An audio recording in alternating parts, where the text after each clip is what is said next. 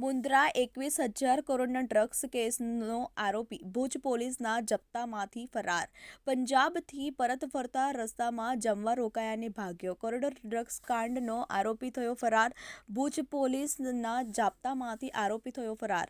DRI દ્વારા પકડીને પંજાબની પલારા જેલમાં મોકલાયો હતો. આરોપીને અમૃતસરથી કચ્છ લવાઈ રહ્યો હતો. પંજાબ પોલીસની મદદથી હવે શોધખોળ શરૂ કરાઈ.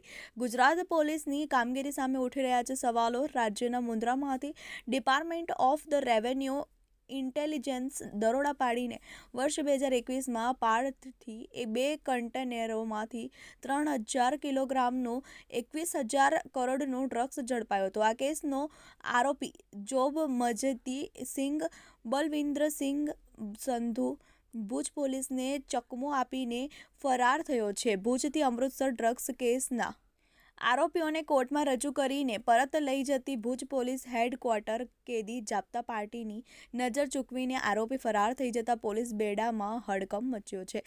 14/2ના રોજ ભુજની પાલાર જેલથી અમૃતસર ડ્રગ્સ કેસના આરોપી જોબનસિંઘને લઈ જવાયો હતો, જ્યાં તેને અમૃતસરની સેશન્સ કોર્ટમાં રજૂ કરાયા બાદ પરત તેને ભુજ લઈ આવતા હતો. અમૃતસરથી પરત ફરતી વખતે કેદીને જમવા લઈ ગયા હતા. ભુજ હેડક્વાર્ટરના 3 પોલીસ કર્મચારીઓની નજર ચૂકવીને આરોપી ફરાર થઈ ગયો હતો. કેદી પાર્ટી જાપ્તા in-charge police sub inspector R C. સોલંકીએ કચ્છ પોલીસને જાણ કરી હતી.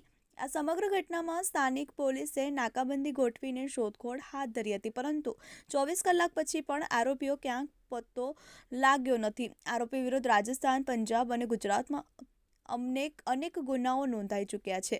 આ કેસમાં બેદરકારી દાખવનાર પીએસઆઈ સહિતનાઓ સામે કાર્યવાહી થશે. કરોડોના ડ્રગ્સમાં સંડોવાયેલા શખ્સ પોલીસની બેદરકારીથી નાસી જતા અનેક સવાલો ઊભા થયા છે. Bureau report, TV18 news.